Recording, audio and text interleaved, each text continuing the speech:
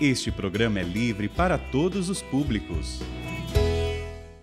Boa tarde, povo santo de Deus. Boa tarde, né? Então, nós estamos cantando essa música tema da nossa campanha de oração. Eu fiz questão de vir com essa camisa aqui. Pode dar um close aqui nessa camisa. Essa camisa você encontra aqui na loja Canção Nova. Essa camisa, ela traz o tema da nossa campanha de oração. Voltai para mim de todo o coração. Tem coisa melhor do que isso? Voltar para Deus de todo o coração? Não tem coisa melhor do que isso. É só no coração de Deus que a gente pode ser feliz, que a gente pode ser realizado. Essa campanha de oração, ela foi pensada em 3 meses. Nós já estamos chegando no último mês dessa campanha. Ela começou em outubro, novembro e agora nós estamos em dezembro. Não é uma campanha para arrecadar dinheiro, gente. Não é, vocês já sabem, vocês já são sócios, vocês sabem, realmente, agora em dezembro nós precisamos fechar a nossa campanha do projeto Dai-me Almas, do 100%, precisamos sim, claro, como você também na sua casa precisa fechar as suas contas, né? Ninguém quer virar o ano devendo, né? Nem mesmo a Canção Nova e nem você. Mas essa campanha, Voltai para mim de todo o coração, é uma campanha que quer trazer você de volta para o coração de Deus. A Canção Nova pensou isso. Pensou em organizar um ambiente para que você possa se voltar para Deus. Diante da pandemia, quantos de nós nos afastamos de Deus, ficamos longe, criamos desconfianças de Deus? Será que Deus está comigo? Então, por que tanta gente na minha família morreu? Por que eu peguei Covid, isso e aquilo? Por que eu estou nessa situação precária aí de trabalho e etc.? Então, por conta de N realidade, tudo aquilo que a gente viu no mundo, né? Então, muitas vezes o nosso coração foi criando desconfiança de Deus e foi se afastando. Então, a nossa campanha é para isso. Voltai para mim de todo o coração, para que eu e você se volte para Deus. A começar de mim, Rafael, que sou missionário, que sou seminarista. E para dizer, então, né, eu sou natural de Cuiabá, Mato Grosso, quero deixar um abraço para minha família, provavelmente meu pai e a minha mãe, meu irmão, estejam me ouvindo lá em Cuiabá, terra quente, mas muito boa, viu? Assim como também a minha família do Paraná, né? Eu sou cuiabano, nascido lá, mas a imagem não engana, né? Um polaco desse só pode ser sulista, né? Não tem como ser outra coisa. Então, a minha família está lá no Paraná, a gente é meio descendente de italiano, e o pessoal, graças a Deus, todo mundo da minha família acompanha muito a Canção Nova. Quero deixar um abraço e um beijo para eles. Mas também eu quero acolher você que está aqui, veio, né? Tirou uma tarde para ouvir aqui uma pregação, ouvir alguém aqui que você não conhece, de repente, mas quis ouvir a palavra de Deus. Que bom que você está aqui. Vejo que você não está longe do reino de Deus. É isso. A gente precisa priorizar as coisas de Deus, abrir o nosso coração para ouvir a voz de Deus. E aí Ele também vai derramar as suas graças. Assim também eu quero acolher você que está em casa me acompanhando. Quantas pessoas me mandaram mensagem no Instagram, dizendo, olha, eu vou te acompanhar, vou estar junto com você, a gente vai rezar junto. Então, eu quero mandar um abraço para você também que está acompanhando a gente aí na TV Canção Nova, no YouTube. E outra pessoa que eu quero acolher também, está quase um programa de auditório, né? Outra pessoa que eu quero acolher também de todo o meu coração é meu padrinho, que está aqui. Vi uma delicadeza de Deus tão grande, porque eu entrei na Canção Nova em 2015. Em 2017, eu entrei no seminário e tinha uma dinâmica no seminário que a gente ganhava um padrinho de oração. Né? A gente ganhava um padrinho de oração, o Padre Sóstenes era meu reitor no seminário, e ele convidou o Renilson, a esposa dele, a Jamile, junto com a Dulce, né, para serem os meus intercessores. Então, quando eu estava ali na capela rezando, eu fui ouvindo a voz do meu padrinho aqui, eu já fui ficando feliz, eu falei, meu Deus do céu, é verdade, né? Deus ele vai sempre colocando as pessoas junto de nós, né, para me ajudar nessa pregação, né? Porque sozinho eu não vou fazer essa pregação, né? Vou ter ajuda. Quero acolher também meu irmão Elias, está aqui. Semana passada, se não me engano, né? A gente estava aqui no palco, né, lançando aí as músicas do Elias. Se você não conhece, o Elias é o nosso irmão aqui que tem um projeto de evangelização através da música sertaneja. E ele está despontando aí, está crescendo. Se você gosta de um sertanejo raiz, você pode aí escutar o nosso irmão Elias, assim como também os meus irmãos da música, a Juliana.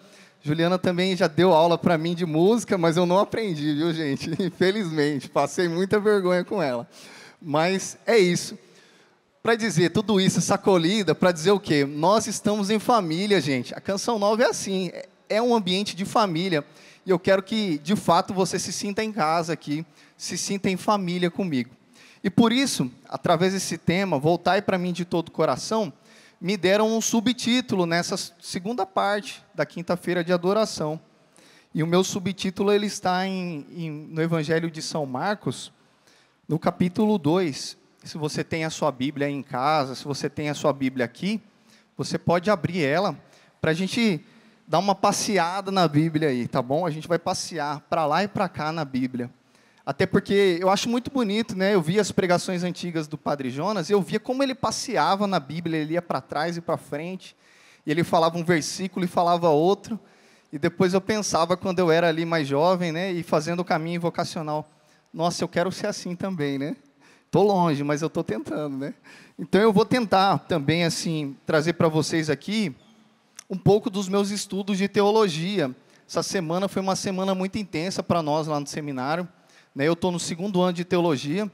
Com a graça de Deus, em 2024, final de 2024, eu vou ser ordenado diácono. Então falta 2 anos, falta pouquinho, né, gente? Falta 2 anos. Mas eu quero partilhar com vocês um pouco do que eu tenho estudado na teologia ali, teologia bíblica. Tá? Então, por isso, a gente vai tentar passear na Bíblia. No Evangelho de São Marcos, capítulo 2, o nosso tema está no versículo 17, que diz assim: ouvindo isso, Jesus lhes disse: não são os que têm saúde que precisam de médico, mas os doentes. Eu não vim chamar os justos, mas os pecadores. Digo de novo: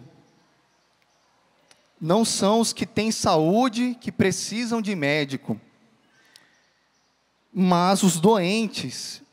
Eu não vim chamar os justos, mas os pecadores. É assim Jesus. Jesus ele não veio chamar as pessoas que já estão perfeitas, prontas. Não. Ele veio chamar os pecadores, que sou eu, Rafael, que estou aqui no seminário, muito pecador, mas que também é você que está aí sentado, que tem os seus desafios aí na sua casa, no seu trabalho, na sua família. Você também que é pecador, gostaria de ser mais santo, não é verdade? Eu também gostaria. Mas nós estamos nessa caminhada. Jesus veio para nós de modo especial. E é isso que eu quero conversar com vocês. Esse esquema de justiça e de pecado. Justiça e pecado. Justiça e pecado. Esse paralelo que nós vamos fazer. Então, para vocês entenderem um pouco da palavra de Deus, no Antigo Testamento, ou seja, no contexto que Jesus estava ali naquele ambiente, né, justiça era considerado não algo assim como lei jurídica simplesmente, mas era também leis religiosas. A lei jurídica estava vinculada às leis religiosas. Então, o Estado, no caso o Brasil, e o presidente eram pessoas assim voltadas para a religião. Então, o Estado ali, no caso, estava unido à religião. Né? No caso, vamos dizer que o Brasil, o presidente do Brasil seria o Papa Francisco.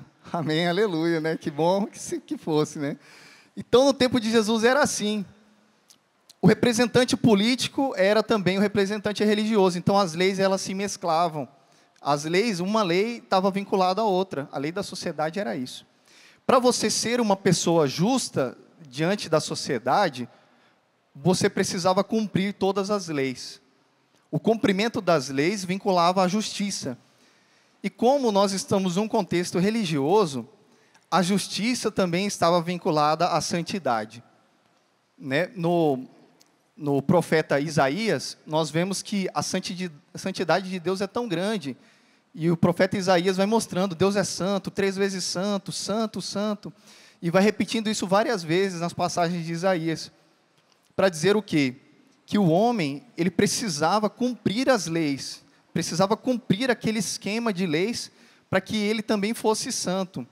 No Antigo Testamento, as pessoas tinham medo de Deus, tinham medo. Na verdade, era um contexto não só de um Deus monoteísta, igual a gente tem, que é o Deus Pai, Filho e Espírito Santo, a Trindade. Não, eram diversos deuses. Era Marduk, era Baal, era isso, era aquilo. E cada deus estava vinculado a uma realidade. Um Deus era o Deus da fecundidade. Então, se eu quero ter muitos filhos, eu vou lá e faço um culto para tal Deus. Se eu quero que a terra que eu tenho, a minha plantação, dê muitos frutos, cresça, então eu vou lá e faço um culto para tal Deus também. Da mesma forma, se eu quero ter poder, eu faço um culto para outro Deus. E dessa forma, os deuses competiam entre eles, na cabeça dos humanos. Na cabeça das pessoas daquela época, os deuses estavam em competição no céu, estavam em guerra. E quando tinha uma luta no céu, também tinha uma luta na terra. Então, existia uma guerra na terra e existia uma guerra no céu. E o povo na terra que ganhasse era porque o Deus do céu era mais forte. Está entendendo? Então, tinha esse vínculo de Deus e o homem, e eles se relacionavam dessa forma. No judaísmo, o judaísmo entrou dentro do período de Jesus como algo diferente, que queria trazer a realidade de um Deus monoteísta. Não, gente, espera aí, não existe nada aí desses deuses de barro, esses deuses de bronze que vocês fazem aí, prestam culto, isso aí não existe. Isso aí é idolatria. O único Deus que existe é o Deus verdadeiro, é Yahvé. Então, esse era o Deus dos judeus. Esse era o Deus verdadeiro. E, de certa forma, o povo judeu ficava em competição com os outros povos para demonstrar que Yahvé era o mais poderoso, era o único Deus. Então, por muitas vezes, o povo de Deus entrou em crise profunda. Por quê? Porque na história de Israel existiu vários exílios, ou seja, vários povos vieram de fora e tomaram o povo de Israel. E aí o que quer dizer isso? Quer dizer que a gente perdeu. Quer dizer que o nosso Deus é fraco. Quer dizer que o nosso Deus perde. Está entendendo? Então você muitas vezes na sua casa, quando diante da pandemia, você olhava e perguntava, cadê Deus? O que está acontecendo? Por que aconteceu isso na minha casa? Né? Por que tal pessoa está com Covid? Por que o meu vizinho faleceu? Alguém da minha família? Às vezes a gente foi questionando Deus e dizendo, cadê Deus? Será que Ele é forte mesmo o suficiente? Da mesma forma, o povo de Deus também entrou em crise, o povo de Israel entrou em crise. Será que Deus é esse Deus todo que a gente imagina? Então haviam esses questionamentos que eram muito profundos, não é verdade? Até porque a mentalidade era essa. Deus ganha, eu também ganho. Então, quando eu não sou beneficiado, quando as coisas não dão certo na minha vida, o que acontece? Poxa, meu Deus está fraco, né? Então eu tenho que trocar de Deus, né? E não é assim que a gente faz muitas vezes? O povo brasileiro gosta disso, gosta de sincretismo. Gosta de trocar Deus, gosta de misturar, gosta de trocar de religião, vai para lá e vai para cá. Entendeu? Porque parece que as coisas conosco têm sempre que dar certo. Se algo sai do lugar, então a gente já está colocando Deus em xeque, né? Várias vezes eu escuto pessoas dizendo para mim isso, mas o que eu estou fazendo de errado, que as coisas na minha vida nunca dão certo? Né? E essa era a mesma pergunta de Jó, por exemplo, no livro dele. Jó se questionava por que as coisas com ele deram errados, por que ele perdeu os filhos, perdeu a esposa, perdeu as terras, sendo que ele era justo, sendo que, ou seja, ele era um homem bom. E o que era ser um homem bom, como eu disse? Era cumprir as leis e os mandamentos. Na história de Israel teve 4 exílios. Do Egito, foi quando ali Moisés tirou o povo do Egito e atravessou o povo do Egito. Esse foi um grande primeiro exílio, ali onde Deus se revelou a Moisés e ao povo e fez a primeira aliança. A primeira aliança ali que estava pautada no culto de oferecer sacrifícios a Deus e nas leis, no cumprimento das leis, nas tábuas dos 10 mandamentos ali de Moisés. Depois, o povo da Assíria, anos depois, anos e anos depois, o povo da Síria tomou de novo o povo de Israel. Israel foi de novo para o exílio e houve uma nova crise. Depois, a Babilônia, passou um tempo, rodou, a Babilônia foi e pegou de novo ali o território de Israel. E aí, de novo, o povo de Israel estava sendo escravizado pela Babilônia. Depois, o povo persa veio e tomou, por fim, no 4º e último exílio ali, tomou o povo de Israel ali. Está entendendo? Então, o povo de Deus foi confrontado na sua fé muitas vezes. Muitas vezes houve confrontos na fé. Muitas vezes houve problemas de fé. Nem sempre o povo acreditava mesmo em Deus piamente. Na verdade, no início, Deus não era um único Deus, eles eram misturados. Acreditava que Yahvé era mais forte, mas ao mesmo tempo cultuavam Baal, cultuavam outros deuses dali da região, deuses muitas vezes por conta das influências da Síria, deuses do Egito, deuses da Pérsia, enfim. Vocês estão entendendo? Então, assim, a fé do povo de Deus foi construída através de provação. Será que a nossa fé também não é construída através de provações, meus amigos, meus irmãos, minhas irmãs? Será que também não é assim? Né? E da mesma maneira, em meio a essas diversas provações de fé, o povo foi se desenvolvendo até chegar a um ponto de acreditar verdadeiramente. Opa, espera aí. Quem é mesmo o Deus verdadeiro é o Deus de Yahvé, é o Deus de Israel. Os outros deuses não valem. Né? Esse é o Deus verdadeiro. E depois houve, então, todo esse processo. Né? Então, olha que coisa. Existiam os dois modos de cultuar e adorar a Deus. Através dos sacrifícios ali no templo, ou oferecendo aqueles sacrifícios primitivos, igual Moisés, matava um cabrito, etc. E também aqueles sacrifícios, que a gente diz sacrifícios, que era o cumprimento da lei. Se eu cumpro a lei, eu sou justo e tudo dá certo na minha vida. Se eu não cumpro a lei, então tudo dá errado na minha vida. Se por acaso alguma coisa está acontecendo de errado na sua vida, então foi porque você não cumpriu a lei. Esse era o pensamento do povo de Israel. Jó, por que sua vida está destruída? Porque você não está cumprindo a lei, Jó. Você precisa acordar para a vida e começar a cumprir a lei. Cumprir os mandamentos. E claro, gente, cumprir os mandamentos não era tão fácil. Por que não era tão fácil? Por conta desses períodos que eu disse de exílio e de influências de outras culturas no tempo ali no povo de Israel, Babilônia, Egito, Assíria, Pérsia, essas influências foram levando o povo a uma crise de fé. E por conta dessa crise de fé, o que aconteceu? Nasceu partidos, comunidades, nasceu grupos religiosos. E um desses grupos religiosos eram os fariseus e os escribas. E no caso aqui, dessa passagem de Marcos 2, capítulo 17, eu vou voltar um pouquinho para você entender por que eu estou dizendo de tudo isso. Vou falar aqui, olha o que os fariseus e os escribas conversam com Jesus. No versículo 15. Aconteceu que, estando à mesa, em casa de Levi, muitos publicanos e pecadores também estavam com Jesus e os seus discípulos, pois eram muitos os que o seguiam.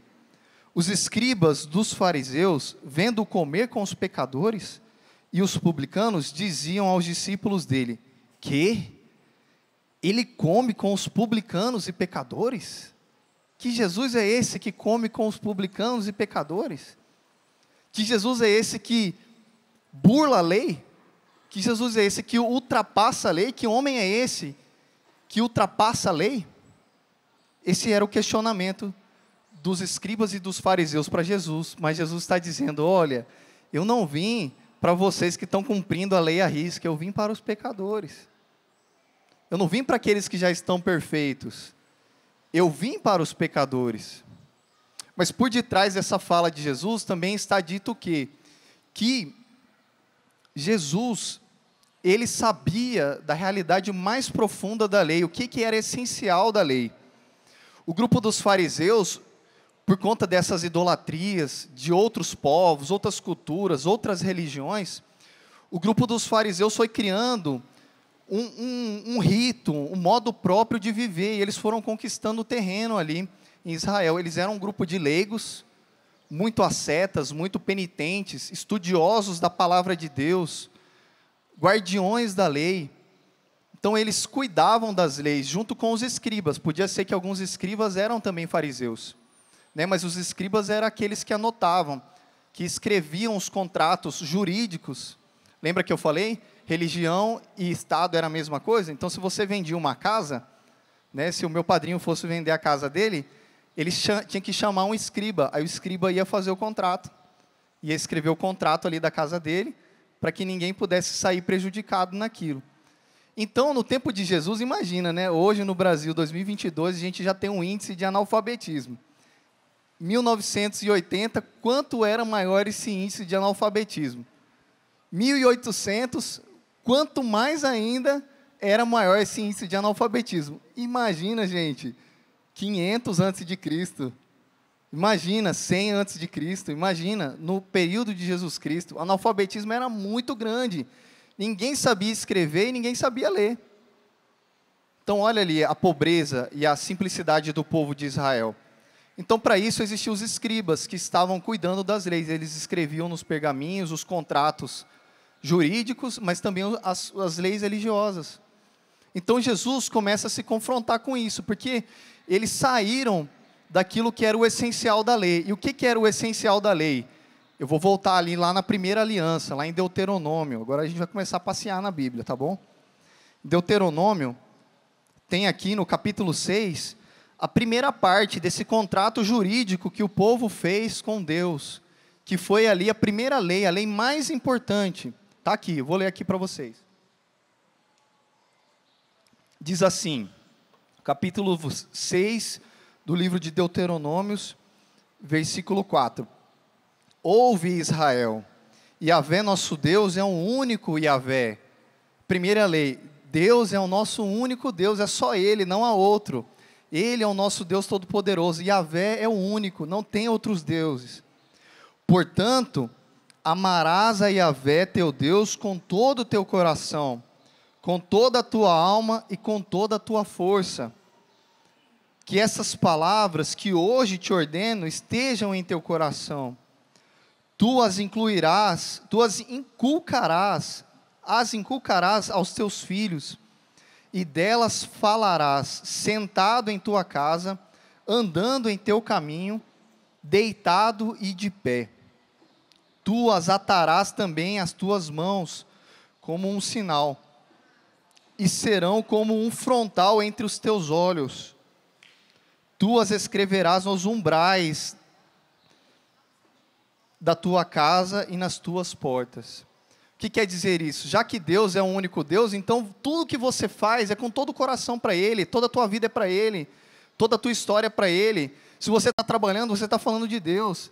Se você está conversando com o seu filho, inculca na cabeça do teu filho que existe um Deus que o ama. Amarás o Senhor teu Deus de todo o teu coração, de todo o teu entendimento, com toda a tua força. É tudo da nossa vida atrás de Deus, é através de Deus. Se você está andando, você fala de Deus. Se você está deitado, você está pensando em Deus. Se você está trabalhando, você está vivendo com Deus. Essa foi a lei da primeira aliança, ali de Moisés com o povo, junto de Deus. Essa era a lei, esse era o núcleo da lei. Era o núcleo da lei. No entanto, os fariseus foram construindo leis ao redor disso e foram deturpando a coisa. Foram criando ritos. Vocês lembram daquela passagem em que Jesus não lava as mãos e vai comer? E aí os fariseus dizem assim, olha aí, está vendo? Ele não lava as mãos. Está vendo? Ah, Jesus come com pecadores. Não pode. Porque os pecadores são o quê? São aqueles que não cumprem a lei. Então Jesus não pode se aproximar. O Deus justo e santo de Isaías não pode se aproximar do pecador. Então ele não pode estar em contato com o pecador, porque o pecador está fora da lei, ele é impuro. Está entendendo? Então, os fariseus foram criando essas coisas. A gente volta aqui no Evangelho de Marcos, aqui, ó, onde a gente estava. Se a gente vai para o versículo do Marcos capítulo 2, versículo 23, aparece aqui as espigas arrancadas. No sábado, os discípulos queriam passar no meio de uma plantação de milho, e eles tiraram as espigas para poder passar, para que Jesus passasse ali no meio. Os fariseus foram e fizeram o quê? Criticaram. Olha, ele está trabalhando em dia de sábado. Está vendo? Olha que lei mais boba que os fariseus foram criando. Uma lei aqui, outra lei ali, outra lei lá, e tudo foi matando a espiritualidade e aquilo que existia de mais profundo na religião de Israel. Mais para cima, voltando os capítulos, aqui tem a cura do paralítico, logo no início do capítulo 2, que eles abrem o teto e colocam o paralítico ali junto de Jesus, e Jesus vai e cura o paralítico em sábado, do dia de sábado. Os fariseus vão lá e dizem de novo, nossa, mas olha como Jesus, ele blasfema, ele curou o paralítico em dia de sábado, não pode, dia de sábado era um dia sagrado, que ninguém podia fazer nada, só rezar. Já imaginou? Nos dias de hoje, se a gente ficasse um dia inteiro só rezando, né? Olha que coisa. Se você voltar mais ainda, cura de dos endemoniados, Jesus ia lá e curava aqueles que estavam cheios de demônios, e os fariseus dizem assim, ele cura através de Beelzebul, que é o príncipe dos demônios. Então, a todo tempo, os fariseus foram criticando Jesus. Tá vendo? E aí chega num ponto muito também crucial aqui da nossa história, que é bonito, também, que lá no Evangelho de Mateus, capítulo 22, versículo 34, Mateus capítulo 22, versículo 34. Olha o que os fariseus vão fazer com Jesus. Eles vão provocar Jesus para ver se ele realmente conhece a lei. Porque o que Jesus está fazendo? Ele está ultrapassando a lei, está curando em sábado, ele não faz jejum, ele come com os apóstolos, ele come com os pecadores, com os publicanos, com aqueles que estão fora da lei, ele não lava as mãos na hora de comer. Então Jesus está fazendo uma baderna na cultura dele, na religião ali do povo, ele está movimentando tudo. Aí em Mateus 22, versículo 34, ele está dizendo assim, os fariseus, ouvindo que ele fechara a boca dos saduceus era um outro grupo, Jesus já tinha calado esse grupo, reuniram-se em grupo e um deles, a fim de pô-lo à prova, pôr Jesus à prova, o fariseu queria colocar Jesus à prova, perguntou-lhe, mestre, qual é o maior mandamento da lei? Jesus respondeu, amarás o Senhor teu Deus de todo o teu coração, de toda a tua alma e de todo o teu espírito. Esse é o maior e o primeiro mandamento. O segundo é semelhante a esse, amarás o teu próximo como a ti mesmo. Desses dois mandamentos dependem toda a lei e os profetas. Está vendo tudo que a gente já conversou até agora? Vocês lembram de quando eu falei do livro do Deuteronômio? O que foi lido lá por Moisés? Jesus relembra que o centro da lei não é simplesmente o cumprimento da lei por etapas, cumprir tudo direitinho, todas as regras, lavar a mão, pentear o cabelo, entrar descalço, comer, guardar o sábado, isso, jejuar, não é isso. O centro da lei é amar o Senhor teu Deus de todo o teu coração. E o segundo mandamento, tão importante, vinculado a esse, é amar o teu próximo. Né? Já diz a primeira carta de São João, né? Se você odeia o teu próximo e diz que ama a Deus, então você é mentiroso. Está entendendo? Para Jesus, o núcleo da lei era essa. Então Jesus veio para restaurar toda a lei, para restaurar toda essa realidade das leis que estavam deturpadas no tempo dele. E será que nos dias de hoje, no nosso catolicismo, nós também não estamos deturpando muitas leis? Né? Quantas vezes eu lembro, quando eu morava lá em Cuiabá, que às vezes eu estava num grupo de oração, chegava algum drogado, ou alguém alcoólatra, eu dizia assim, não, pelo amor de Deus, gente, não põe aqui para dentro não, imagina, um cara desse vai atrapalhar o nosso grupo de oração. Olha, uma mentalidade totalmente contra Jesus, né? Quantas vezes a gente passa dentro da rua, passa diante da rua, e vê um irmão de rua caindo, e pensa assim, nossa, olha que nojo ali, ele está mal vestido, né? Não sei, talvez você também pense isso. Será que isso é cumprimento da lei? Né? Será que ser católico é somente cumprir direitinho os 10 mandamentos? Será que se você não cumprir os 10 mandamentos, você não vai para o céu? Será que é assim que funciona? Né? Será que eu tenho que enfiar as coisas goela abaixo do meu filho, da minha filha, para que ela seja um católico como eu quero? Né? Será que eu não estou só pensando na lei em si? Estou pensando, não, tem que ir no domingo na missa. Claro, gente, eu não estou abonando nada disso. Né? Não estou dizendo que não é para rezar o terço, que não é para ir na missa domingo, não é nada disso.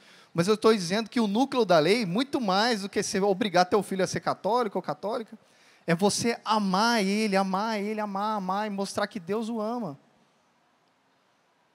Né? Quantas vezes nós também nos tratamos assim, nós também nos afastamos. Se alguém nos chama para fazer uma pregação, eu digo, não, eu não sou digno, porque eu sou pecador.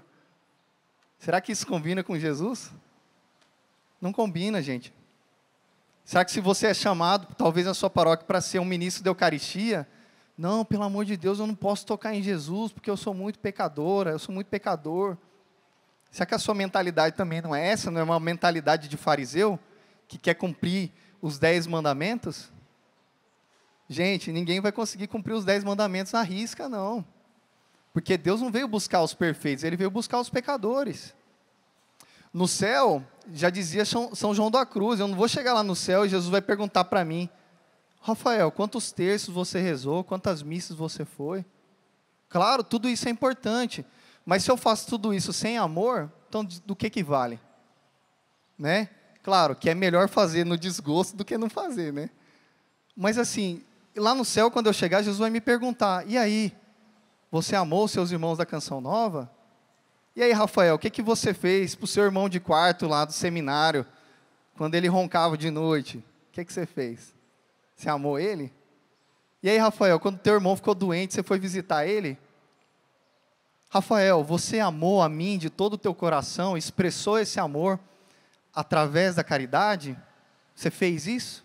Fez ou não? Essa é a pergunta. Esse é o centro do catolicismo. Catolicismo, o centro do catolicismo não são as leis, gente. Não é o dia, eu não vou ser santo o dia que eu chegar na confissão, me ajoelhar lá diante do padre e dizer assim, padre, que bom, não tenho pecado nenhum. Não é isso, santidade. Né? A gente que conhece o Padre Jonas mais de perto sabe, é um homem santo, mas a gente também vê os defeitinhos dele, um ou outro ali passando. Mas por que é um homem santo? Porque ama, porque se entrega, porque luta. Né? E quanto nós temos aqui nesse tempo pensado e meditado sobre o Padre Jonas e rezado, né? Ele nessa situação de saúde. E como nós amamos ele, queremos o bem para ele. Não é verdade? Mas ele é o nosso modelo de caridade. Olha aqui toda essa obra. Deixou a casa dele, o pai, tudo, para criar essa obra. Por amor a você que está sentado aqui. Por amor a você que nos acompanha pela televisão. O Padre Jonas pensou em você, pensou em você. Por amor. Deixou tudo, a vida dele, os sonhos dele, sonho de ter filho, de ter aquilo outro, é isso. Esse é o tipo de coisa que é o centro do catolicismo. Às vezes a gente também coloca o centro do catolicismo no sacrifício, né? Claro, o amor também compete sacrifício. Mas o centro do catolicismo é o amar a Deus de todo o coração e amar o próximo. É isso. E para exemplificar essa realidade, para dizer melhor ainda dessa realidade, tem uma passagem bíblica de um profeta que eu gosto muito, mas que ele escandaliza, esse profeta, ele escandaliza, e você vai entender. Ele se chama o profeta Oséias. Se você tiver aí, você pode ir aí, então, na sua Bíblia, em Oséias no capítulo 1 mesmo, capítulo 1, versículo 2. Oséias diz assim, o título aqui na minha Bíblia de Jerusalém, que é a Bíblia que eu estudo, está dizendo assim, Casamento e filhos de Oséias. Começo das palavras de Yahvé por intermédio de Oséias. Disse Deus ao profeta Oséias, no tempo de Oséias, que é antes de Jesus, né? Deus disse para Oséias, vai, toma para ti uma mulher que se entrega à prostituição, e os filhos da prostituição, porque a terra se prostituiu constantemente, afastando-se de Yahvé. Olha que absurdo, num tempo em que eu precisava cumprir todas as leis, Deus vai e diz para o profeta Oséias, vai e casa com uma prostituta. Meu Deus do céu, se eu ouvisse isso hoje, imagina, eu ia pensar assim, meu Deus do céu, esse tal de Oséias está ficando louco, vamos apedrejar ele, vamos matar ele, vamos excomungar ele, vamos tirar ele da igreja. Ele está louco. Mas não, era também uma figura simbólica ali de Jesus, né? E aqui a prostituição também muitas vezes estava vinculado ao culto dos deuses. Existiam prostitutas sagradas, prostitutos sagrados, que ficavam ali no templo, voltados só para o culto daqueles deuses. Então a pessoa ia lá e queria oferecer um culto para aquele deus, sei lá, Baal, Marduk, sei lá o qual fosse, ele então tinha um ato sexual ali, tinha um ato de prostituição com aquela prostituta sagrada. Então Oséias sai da casa dele, um homem piedoso, um homem justo, que cumpria as leis, vai, em obediência a Deus, acima de tudo, amarás o Senhor teu Deus de todo o teu coração, vai e se casa com essa prostituta, e com ela tem 2 filhos.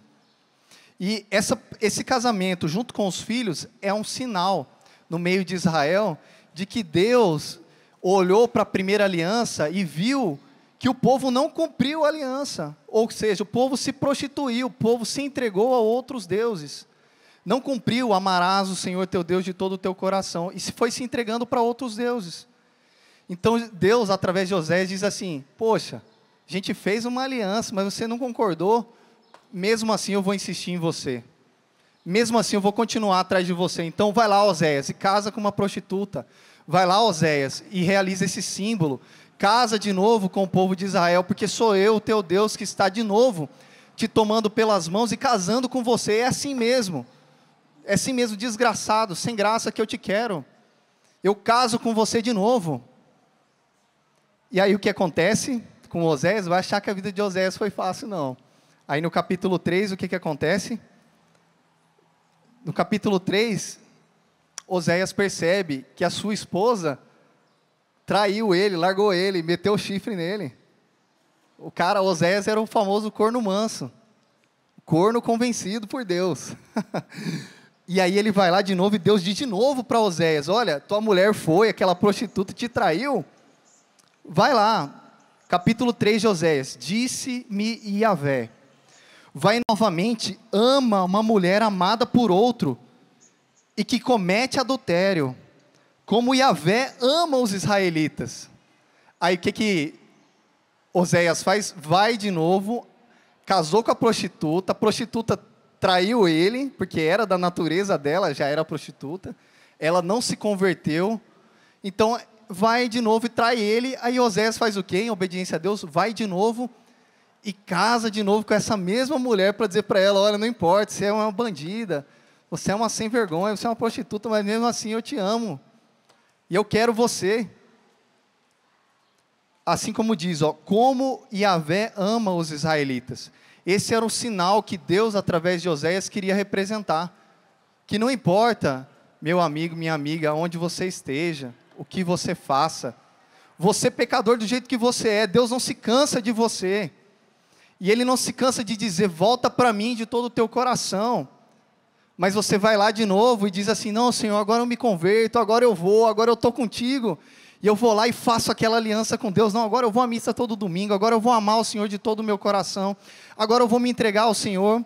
E aí passa 1 mês, 2 meses, e de novo, eu pulo de novo para a prostituição, pulo para o adultério, pulo para dar aquele jeitinho, pulo para as mentiras, pulo para diversos pecados que nós temos.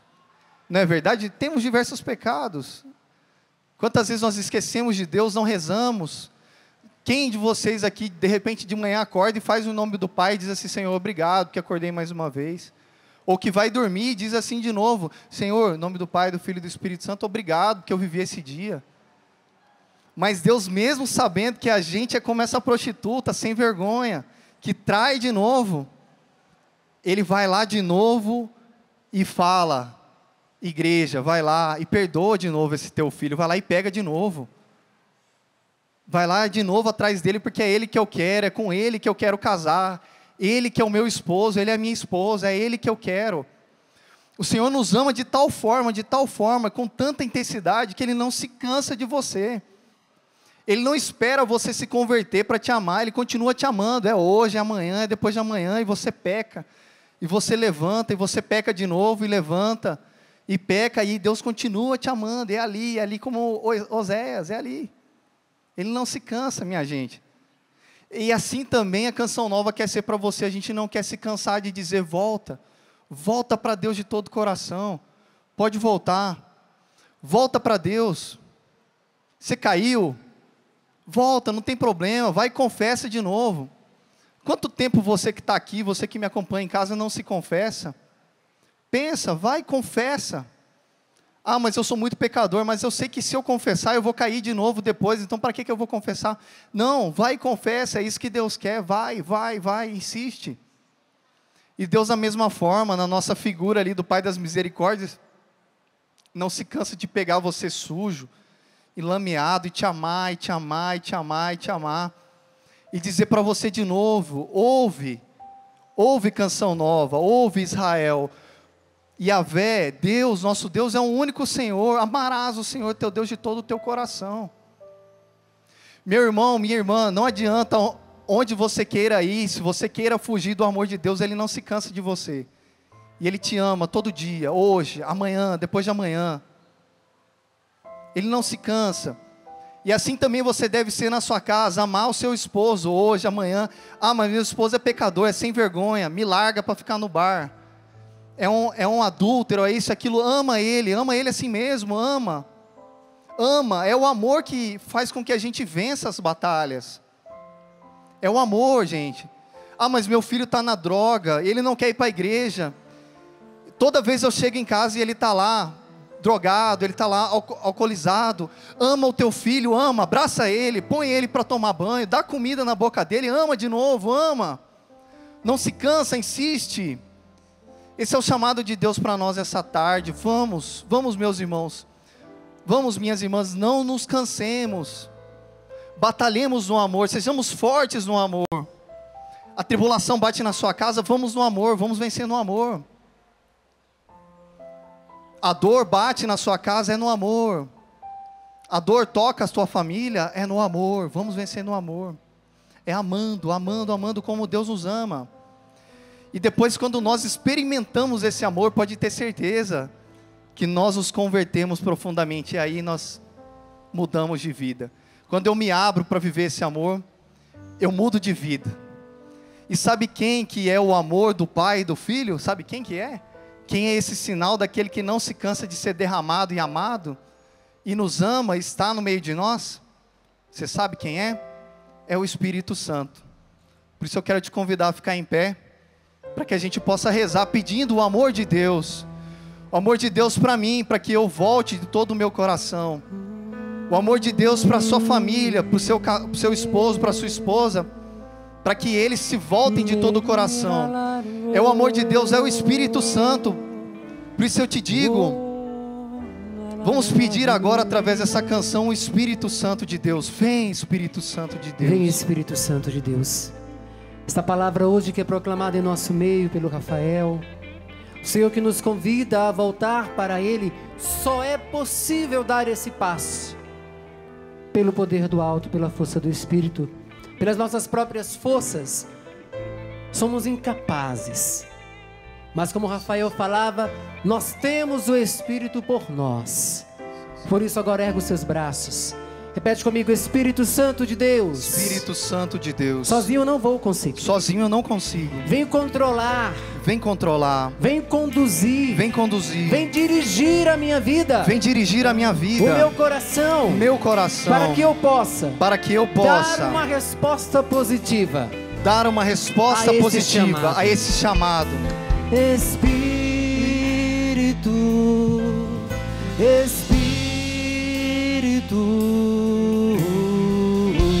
Espírito Santo de Deus. Abre os braços e canta.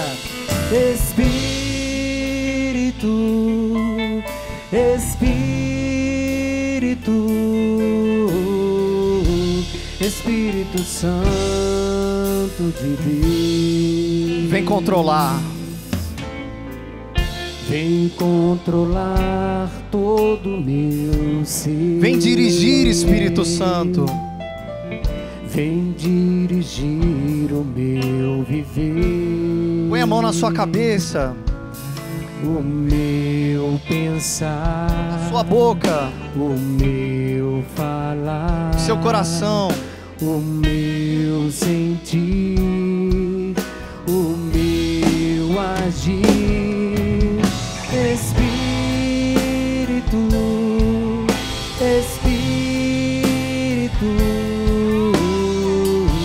Espírito Santo de Deus. Clama, pede Espírito.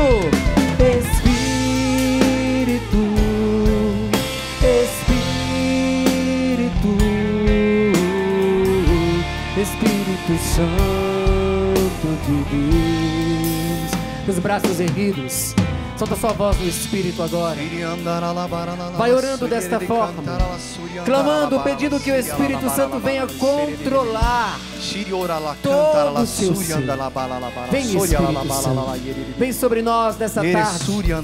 Vem, Espírito Santo, controlar o nosso pensar, o nosso sentir, o nosso agir. Vem, Espírito Santo, controla-nos, leva-nos à santidade, conduza-nos, Espírito Santo. Espírito, Espírito, Espírito Santo de Deus. Espírito, Espírito, Espírito Santo de Deus. Você cantando, Espírito, Espírito Santo. Solta a voz, força. Espírito Santo de Deus. Mais uma vez, bem forte, Espírito.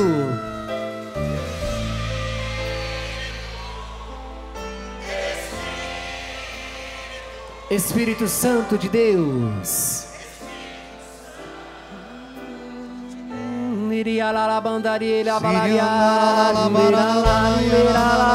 Solta sua voz. Oremos, oremos. Clamemos o poder do alto, a força do Espírito. É Ele agindo que nos leva a tomar decisões corretas, certas, que nos levarão para o Senhor, para buscar as coisas do alto. Vem, Espírito Santo.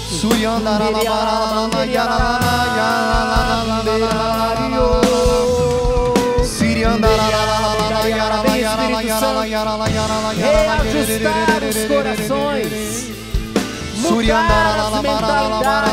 Vem, Espírito Santo.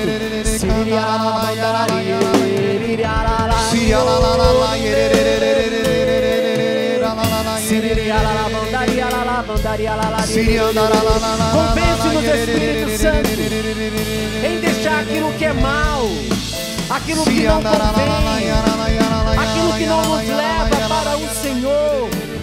Convence-nos, Espírito Santo, que mesmo pecadores, mesmo fracos, frágeis, nós pertencemos ao Senhor. Ele veio para você e para mim, pecadores, doentes. Vem, Espírito Santo, convence-nos.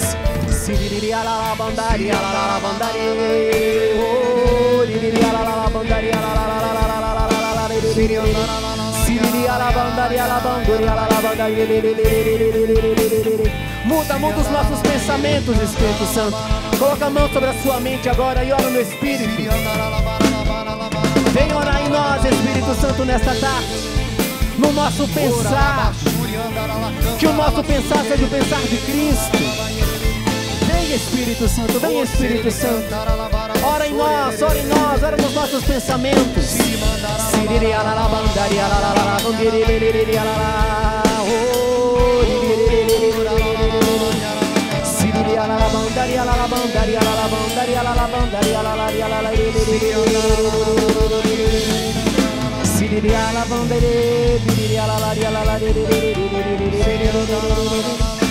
E deixe o Espírito ir falando. Ora os nossos pensamentos, Espírito. O que você tem pensado? Quais são as sugestões que têm habitado os seus pensamentos? E o Senhor está me mostrando agora que Ele está devolvendo o relacionamento matrimonial de muitas pessoas. Você que dizia, já desisti do meu esposo. Você que dizia aí, já desisti da minha esposa. Não, o Senhor pede que você insista. Ele me dá uma imagem daqueles pássaros que são casais e que se um morre, vive a vida toda sozinho, para dizer dessa indissolubilidade do matrimônio.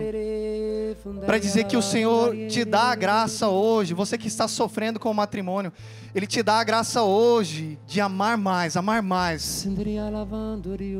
Toma posse dessa graça, acolhe no teu coração e diga para o Senhor, sim Senhor, eu quero de novo retomar o meu matrimônio, eu quero de novo amar a minha esposa.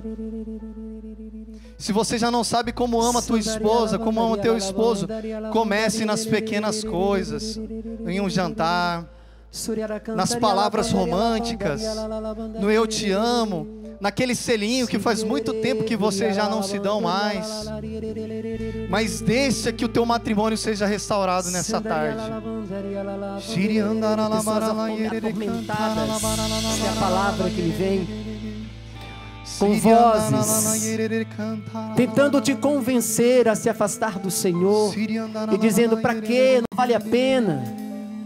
O Senhor te diz, voltai. O Senhor te diz, voltai, voltai, voltai, voltai para mim.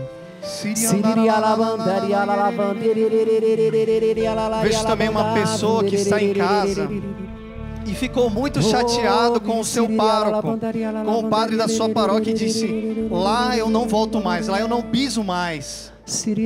Mas como eu disse, meus irmãos, Jesus não veio chamar os justos, mas os pecadores. O padre da tua paróquia também é pecador, nós aqui na Canção Nova também somos pecadores. Volta para a igreja, porque você não deixou de ir à igreja, você está abandonando Deus. Não abandona o Senhor, volta para a igreja, volta para a tua paróquia, volta para a tua pastoral. Volta, é o chamado de Deus, voltai para mim de todo o coração. O Senhor te incomoda, te convencendo a largar o vício do cigarro. É uma palavra de ordem para você. Voltar para o Senhor na sua vida significa deixar esse vício. E Deus está falando à sua mente, ao seu coração, para que você deixe esse vício, largue esse vício. Voltai para o Senhor, porque Ele te ama profundamente.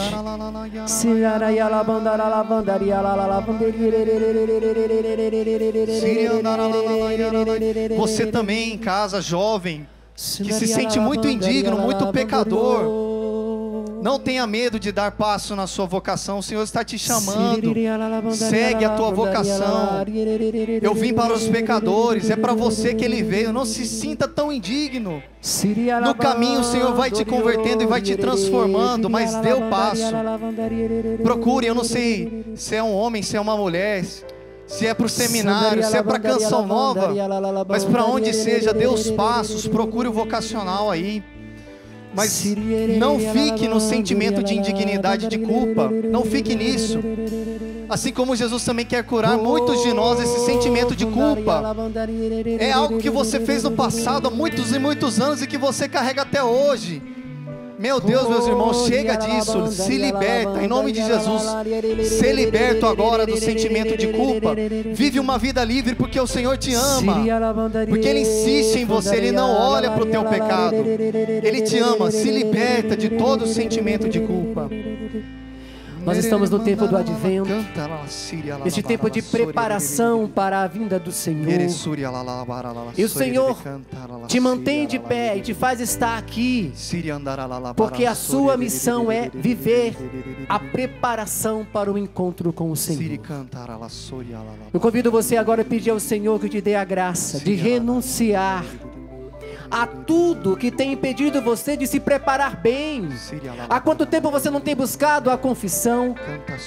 Há quanto tempo você está afastada dos sacramentos? É tempo de se preparar. Volta para o Senhor. Vem, Espírito Santo. Vem nos controlar nesta tarde, Espírito Santo. Contra as vozes, essa palavra interior que me vem, contra as seduções. Amém. As seduções que têm te afastado da presença do Senhor, da busca de intimidade com Ele. Amém. Vem, Espírito Santo, controlar o nosso pensar, o nosso sentir, os nossos sentimentos, vem, as nossas atitudes. Vem, Espírito Santo. Controla-nos, controla-nos. Canta mais uma vez. Espírito,